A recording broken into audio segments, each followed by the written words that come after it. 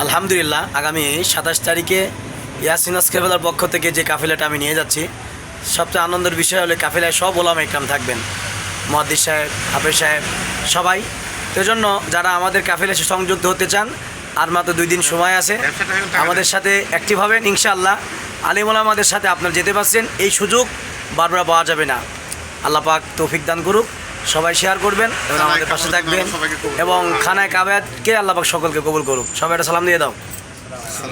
এটা মুসলিম। আল্লাহ তাআলা আমাদের সবাইকে কাবার মেহমান হিসেবে কবুল করুন। আমাদের সফরকে আপনার কেমন লাগছে ভাই?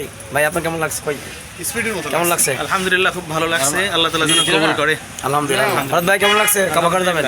আল্লাহ তাআলা যেন ভাই আপনার কেমন লাগছে? কাবা ঘরে যাবেন তো? আলহামদুলিল্লাহ, আল্লাহ কবুল করেন। মাশাআল্লাহ, এই ভাইয়ের মতো একটা মানুষের সঙ্গে খানায় কাবা আল্লাহ আমাদের জন্য হয়তো কবুল করেছে। আলহামদুলিল্লাহ। ওখানে যেতে পারলে সবচেয়ে বেশি খুশি হবো ইনশাআল্লাহ। আলহামদুলিল্লাহ। সবাই দোয়া চাই, শেয়ার করবেন, আমাদের পাশে থাকবেন।